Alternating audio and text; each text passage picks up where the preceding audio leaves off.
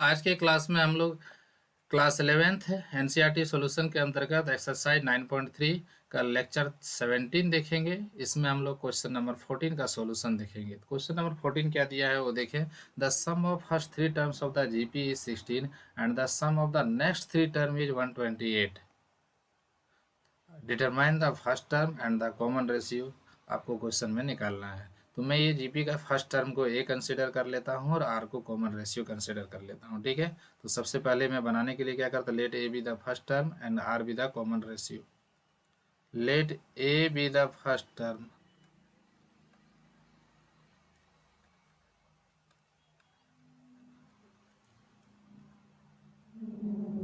And r be the common ratio.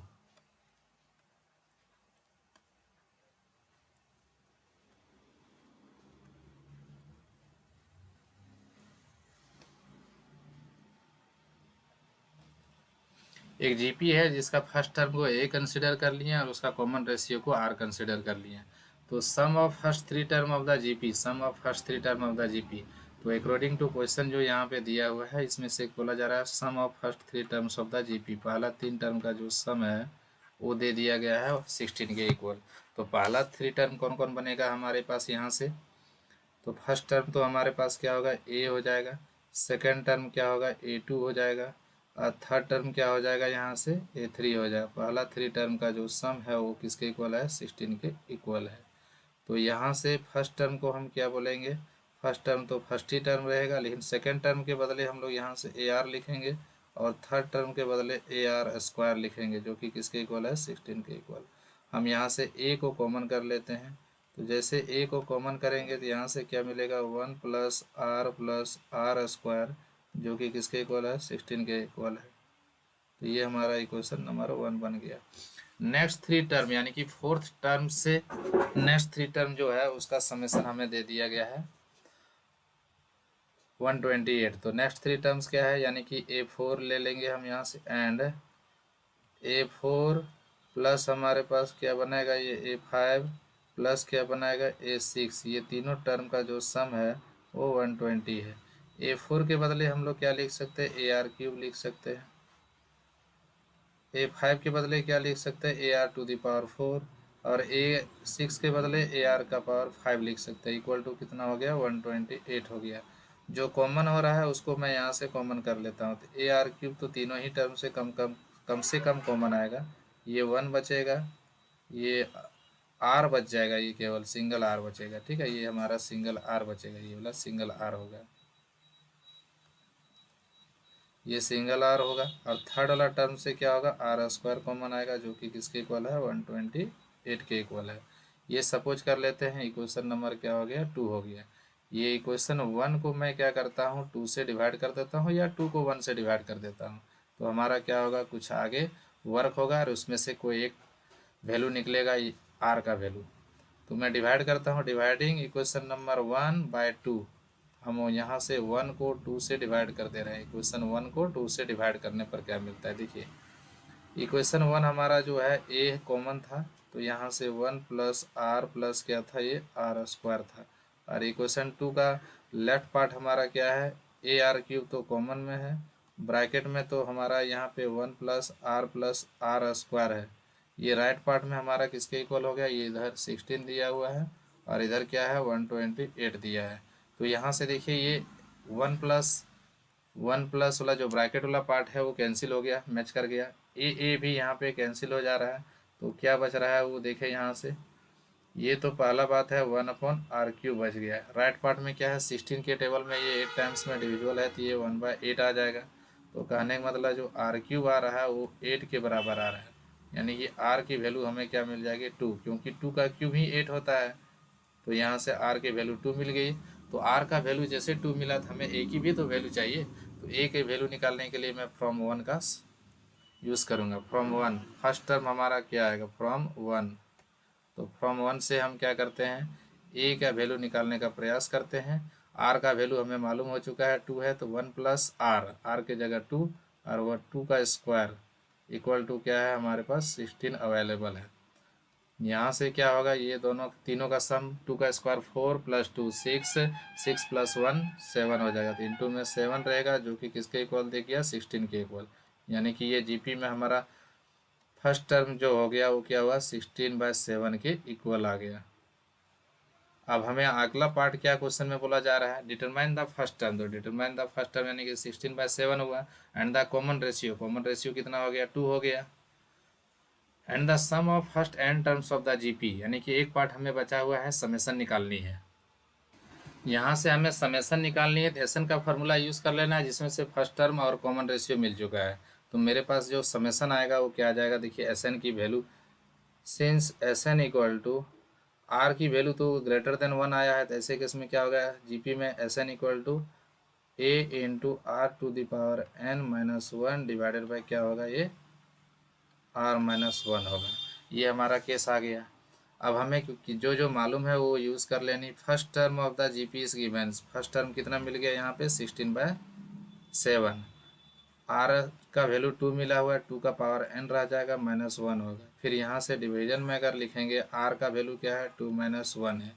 तो finally अगर इसको सॉल्व कर लेते हैं, ये क्या बोलता है, 16/7 आ जाता है, और इंटू में क्या होता है, 2 टू द पावर n -1 आ जाता है। यही हमारा आंसर है। क्योंकि n की वैल्यू एग्जैक्ट नहीं है तो हमें यही छोड़ देनी है। देखते हैं क्वेश्चन नंबर 15 क्या दिया है। 15 में देखिए, given a GP with a equal to 729 and seventh term is 64, determines S7। यानी कि हमें क्वेश्चन में क्या क्या दिया हुआ है, first term is given, a equal to 729 दे दी गई है, और साथ में हमें क्या दी है, सेवेंथ टर्म दिया हुआ है, यानी कि A7 इक्वल टू 64। तो हमें यहाँ से क्या करनी है, S7 का वैल्यू निकालना है। कैसे निकालेंगे, सो देखिए S7 की वैल्यू निकालने के लिए मैं क्या करूँगा, को यहाँ से R का वैल्यू निकालने का प्रयास करते हैं। देखिए सेवेंथ टर्म यानी कि AR⁶ होगा, जो कि 64 के इक्वल दिख रहा है। फर्स्ट टर्म तो यहाँ से ऑटोमेटिक दिख रहा है, 729 होगा, और R का पावर क्या है, 6 है, जो कि क्या है, 64 के इक्वल है। मैं थोड़ा सा अगर वर्क कर लेता हूँ, तो R⁴ जो 6 दिखेगा वो किसके इक्वल आएगा, 64/729। 64 और 729 दोनों ही क्या है, होल पावर 6 देने के बाद 2 का पावर 6 64 होगा, और 729 भी 3 का पावर 6 होगा। तो हमें यहाँ से कुछ वैल्यू क्या होगा, आगे की ओर कंटिन्यू करने पर मिल जाएगी। तो R का पावर जो 6 है, इसको मैं प्राइम फैक्टराइज कर देता हूँ तो 2/3 हो जाता है, और दोनों ही का पावर होल पावर 6 हो रहा है, इसका मतलब होल पावर 6 कर देते हैं, क्योंकि 2 का पावर 6 64 और 3 का power 6 729। When power is same then it is only possible when base is also equal. तो यहाँ पावर सेम हो गया तो ये तभी पॉसिबल हो गया होगा जब क्या होगा, बेस इक्वल होगा, यानी कि यहाँ पे आर की वैल्यू भी हमें पता चल गई, 2/3 हुआ। अब हमें क्वेश्चन में क्या निकालनी है, S7। तो determine the first sum of first 7 terms. तो S7 यानी कि एस एन की तो फार्मूला हमारे पास अवेलेबल है। तो एस एन इक्वल टू क्या होगा, आर की वैल्यू यहाँ <1 हुआ है, देखिए ये 2/3 क्या है, 1 से छोटा है। तो ऐसे केस में क्या होगा, एस एन का formula A into 1 minus r to the power n हो जाएगा, और डिवाइडेड बाई क्या होता है, 1 माइनस आर होता है। बट यहाँ पे हमें n की वैल्यू 7 यूज़ करना है, तो S7 हो जाएगा। a की वैल्यू हमें मालूम है क्या दी हुई है, 729 दी हुई है, 729 यूज़ करना है।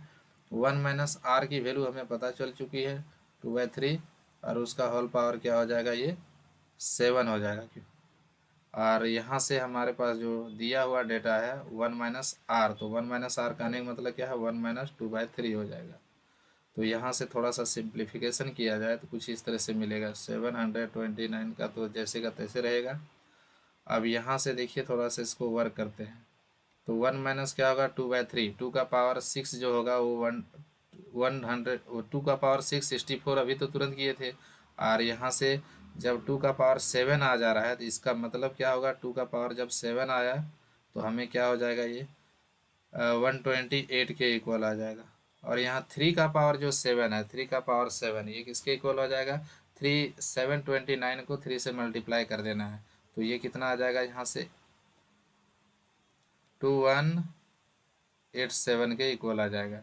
क्योंकि देखिए 3 से इसको मल्टीप्लाई करते हैं, 3 3 जा 9, 3 जा 27, 3 2 जा 6 और 2 8 हो जाएगा, और 7 3 जा 21, बिल्कुल सही है, हमारा रिलेशन है। तो यहाँ से क्या होगा, इसका एलसीएम लेके इसको ऐड करते हैं, तो या 3 1 जा 3 -2 और डिवाइडेड बाय क्या है 3 है। तो यहाँ से क्या आंसर आ जाएगा, ये 729 आएगा। इसके साथ अगर कैलकुलेशन किया जाए तो कितना बचेगा, 2187 -128 और होल डिवाइडेड में ये क्या होगा 1/3 आ जाएगा। तो फाइनली इसको हम यहाँ पे सॉल्व कर देते हैं, 729 होगा। ये 3 भी क्या होगा, ये इसके साथ मल्टीप्लाई में ही चला जाएगा, और यहाँ पे डिफरेंस जो है वो कितना आ जाएगा, 17 में 8 जाएगा तो 9 बच जाएगा, ठीक है।